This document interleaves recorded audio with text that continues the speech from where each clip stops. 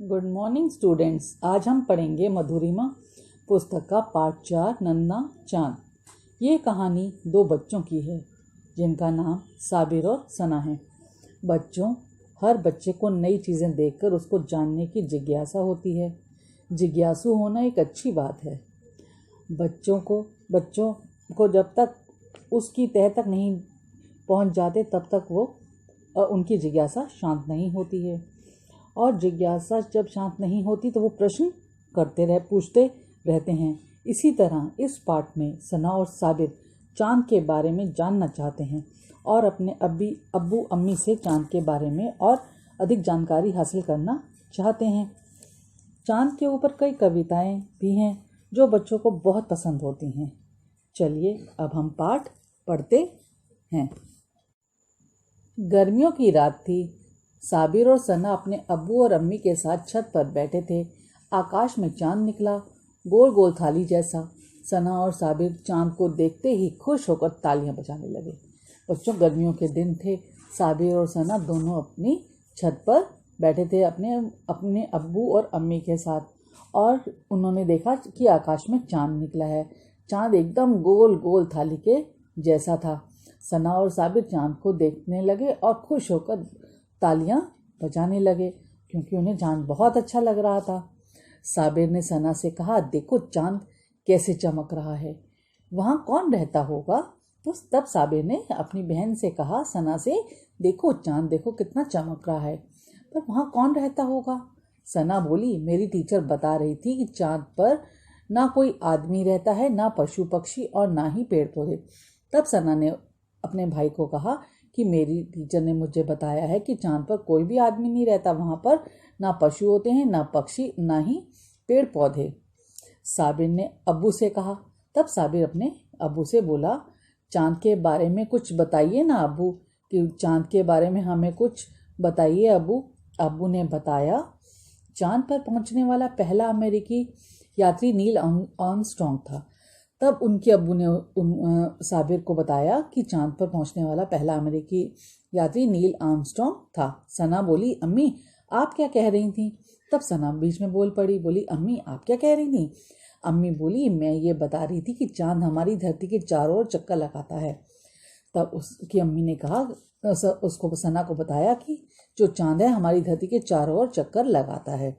America से 1969 में Apollo 2 नामक रॉकेट में बैठकर 3 लोग चांद पर गए। वहां पहुंचकर वे खुशी से कूदे तो बहुत ऊंचे उछल गए। उन्होंने चांद की बहुत सी तस्वीरें ली।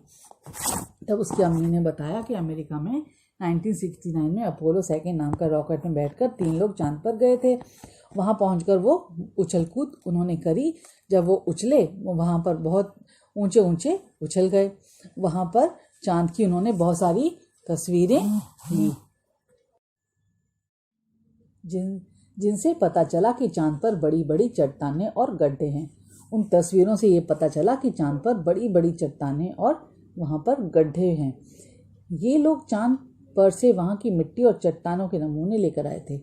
ये लोग चांद पर गए थे, ये लोग वहां की मिट्टी और चट्टानों के नमूने लेकर धरती पर आए। साबिर ने पूछा, चांद पर इतनी चमक कहाँ से आती है? तब साबिर ने जिज्ञासा हुई साबिर को ये जानने की कि चांद पर इतनी चमक कहाँ से आती है। तो उसने पूछा, चांद पर इतनी चमक कहाँ से आती है? अब्बू ने बताया, चांद को सूरज से प्रकाश मिलता है। तो उसके अब्बू ने बताया कि चांद को सूरज से रोशनी मिलती है। इसका आधा भाग जो सूर्य के सामने रहता है वे चमकता रहता है। उन्होंने कहा, जो इसका आधा भाग होता है वो सूरज के सामने रहता है और वही चमकता रहता है। पृथ्वी के चारों ओर घूमने के कारण उसका कुछ चमकीला भाग ही हमें यहाँ से दिखाई देता है।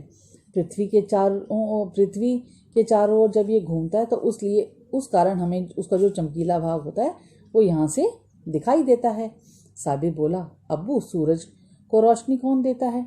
तो फिर साबिर ने अगला प्रश्न पूछा, अब्बू सूरज को रोशनी कौन देता है? अब्बू बोले, सूरज की खुद की रोशनी होती है। उन्होंने कहा, सूरज को कोई रोशनी नहीं देता, सूरज की तो खुद की रोशनी होती है। तारों की भी अपनी रोशनी होती है। तो अब्बू ने कहा जो तारे होते हैं उनकी भी अपनी रोशनी होती है। आसमान में जो तारे चमचमा रहे हैं ये सब हमारे सूरज की तरह ही हैं। तो उनके अब्बू ने कहा जितने आसमान में तारे चमचमा रहे हैं ये हमारे सूरज की तरह हैं। ये हमसे बहुत दूर हैं इसलिए छोटे छोटे दिखाई देते हैं। हमारे से ये बहुत दूर हैं इसलिए हमें ये कैसे दिखाई देते हैं, बहुत छोटे। अम्मी ने कहा अगले महीने ईद है तब तुम्हें चाँद की कहानियाँ सुनाएंगे। तो उनकी अम्मी बोली अगले महीने ईद है तब हम आपको चाँद की बहुत सारी कहानियाँ सुनाएंगे।